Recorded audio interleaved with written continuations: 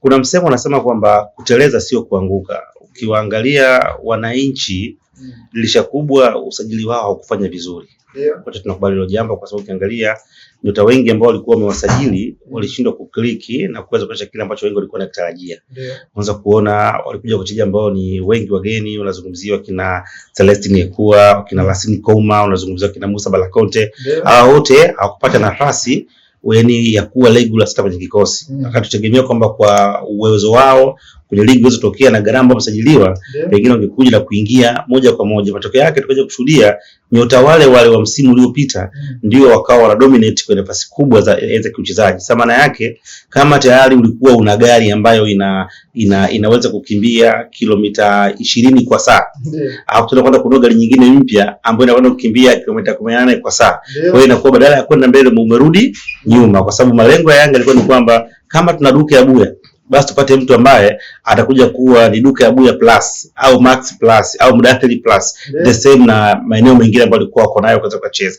Lakini katika dirisha dogo wamekwenda kuonyesha kwamba kumbe ukituliza akili vizuri unaweza kupata kitu kizuri. Unaweza kuona mtu kama Alan Okello ndio anaingia mechi yake ya kwanza akiwa hajakaa na timu kwenye pre-season, akiwa hajakaa na timu hata wiki mbili. Yaani kama ameweza kutrain basi ni almost hata wiki haijafika. Leo anaingia ni kama mtu ambaye alikuwa na timu kwa msimu mzima. Unaweza kuona energy yake, unaweza kuona intensity ambayo ameweza kumatch kwenye mikimbio, kwenye system nzima kuweza kucheza. Maana yake huyu ni mchezaji ambaye anakuja akiwa tayari, hahitaji muda wa majaribio ambacho unaweza kuona leo hii. Anaingia, unaweza kuona baraka anachokifanya, uwezo wake na ameweza kusaidia Yanga kwa sehemu kubwa. Lakini pia angalia Depo ambaye ameingia leo hii.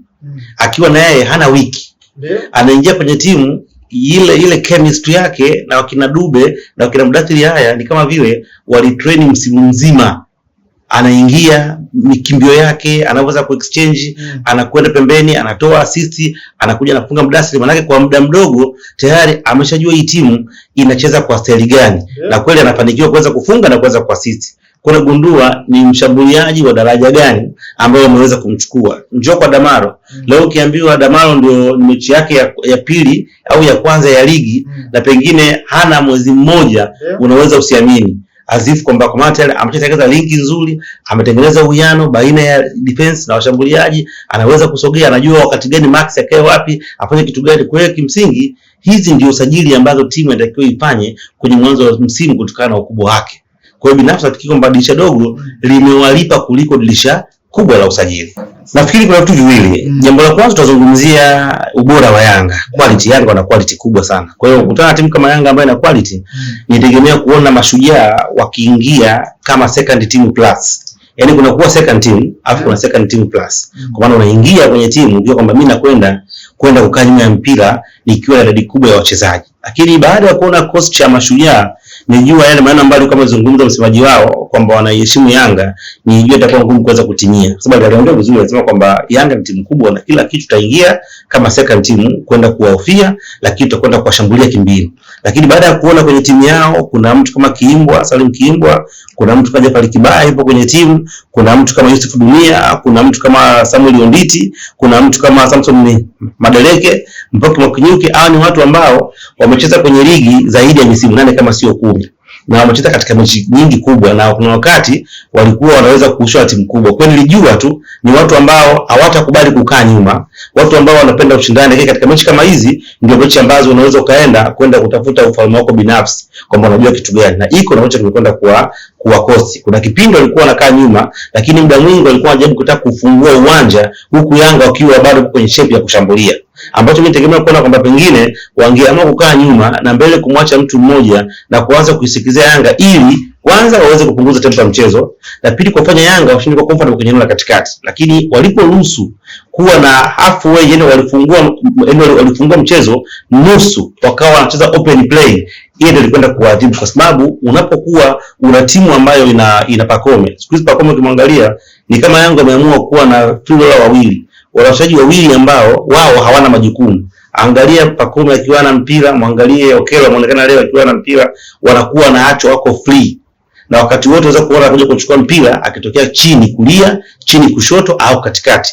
The same to Okello. Maana yake ni kwamba timu ina uwezo mkubwa wa kuweza kudhibiti eneo katikati, wakiamini kwamba uwepo wa Damaro Duke Abuya na Max unatosha kwenda kukava magepo ambayo pengine watakwenda kuiacha Okello na Pacome. Sasa ukiona timu kama hiyo ambayo inakuwa na watu wawili ambao ni free player ambao wanaweza kuwataka watu wote, maana yake itakulazimu kwenye eneo lako la ulinzi, timu ikiwa haina mpira, lazima uwe na watu wasiopungua 6 kwenye eneo la mstari wa nyuma, katikati uwe na watu watatu. Maana yake itakulazimika either uingie na 5-3, sawa, 5-3-1-1 au uingie na 5-2-3-1.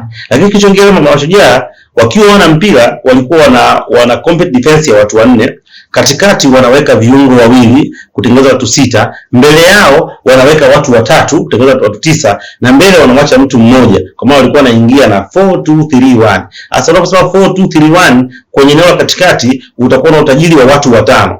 Katika hao watu 5 wanakwenda kukabiliana na viungo 3 wa Yanga. Unazungumzia Damaro, unazungumzia Duke Abuya pamoja na Max Zengeli. Lakini hapo unakutana na watu wawili ambao kila mmoja uwezo wake ni watu 3. Katika eneo hilo maana unakutana Pacome anaongezeka na Okello. Kwa hiyo unakuwa na watu 5 against watu 5 ambao wana quality za kuwa na watu 10. What happened, magoli mengi yakaanza kutengenezwa katikati kwa sababu Yanga walikuwa na uwezo mkubwa kwanza wa kuweza penetrate, wa kuweza kudrive mipira, lakini kuweza kutengeneza mashimo kutokana na uwezo wao, kwa sababu ukiangalia movements za Pacome anaweza akaona kama anakwenda kulia, lakini ile timing yake moja tu ikaenda kutoa kwenye mstari watu 4 mpaka 5. Sio, unaelewa sio? Yaani outfit yake, yaani akipokea tu mpira ndio ambao anakwenda kutani tayari anakwenda kuhamisha mwelekeo mzima. Kwa nafikiri kimbinu walikuwa wamezidiwa, bila kusahau kwamba Yanga walikuwa aggressive, wakiamini kwamba ndio mechi pekee ambayo wanakwenda kuitumia kama kipimo cha kwenda kwenye mechi yao dhidi ya Ali pale jijini Cairo. Sasa Yanga leo waliingia na mseto, waliingia na mchanganyiko. Yaani ni mechi ambayo walijua kwamba Ali watakuwa wanafuatilia katika mechi leo hii. Kwa hiyo kifanya wamekwenda kuchanganya. Ndio maana wanakuta kwamba ameingia na kutengeneza uwiano. Angalia kosa ambacho kwa kimeanza na ambao walikuwa wamekaa nje. Kibaadaye na akaja kuongeza watu wengine. Maana yake ni kwamba timu yao tayari imetengeneza balance. Kipindi cha kwanza wanatoka kwa magoli mangapi? Matatu. Yes. Sasa wanaingia kwa magoli mangapi? Matatu. Magoli 6 kwa na wote hawajaruhusu bao. Lakini pia ilikuwa ni kabla mechi ya leo hii Yanga alikuwa ana goal difference ya 11. Ndio. Na ndio ilikuwa timu pekee ambayo ilifunga magoli, yani ina goal difference kubwa. Ukiangalia ambaye alikuwa anafuata pale alikuwa Simba, alikuwa goal difference ngapi? Ya 8. Sawa. Ndio wanakuja wengine wana 7 na anakuja hapa kuna 4 na kuendelea. Leo anafunga magoli 6.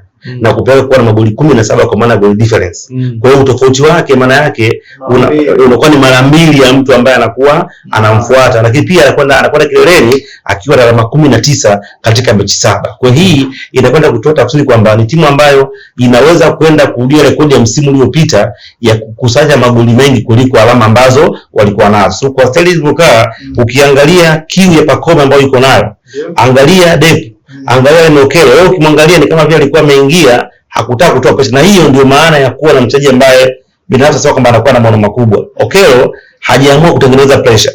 Ajue kipekee cha kufanya leo niende nika drive team na kisha kwamba naanza kutengeneza mazingira ya watu kufunga, ili watu wanitengenezee imani. Baada ya hapo ndio nianze kuwa na njia ya kufunga. Ndio maana kuna wakati alikuwa anaweza, wakati yuko Vipers, kuna maeneo ambayo alikuwa anaweza kupiga na kufunga.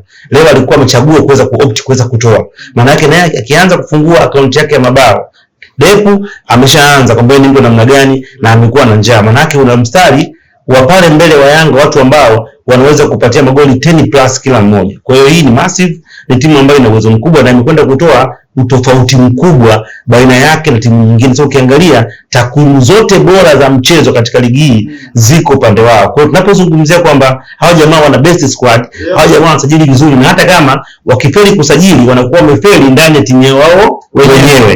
Leo ukimzungumzia kuwa akienda timu nyingine anaanza, very sure anakwenda kuanza, lakini kwao wameona huyu hapana, kaa pembeni endelea kupumzika. Wewe tunamzungumzia Mzabala Conte akaenda timu nyingine anacheza. Kwa hiyo wametengeneza quality, wana add quality. Kwa hiyo maana yake timu nyingine lazima ziweze kujishikilia, vinginevyo hii dozi ya 6 na kuendelea inaweza isiishie tu kwa Mashujaa, inaweza ikawa ndio mtindo na habari ya mjini bwana Ngalinga. Sawa chief.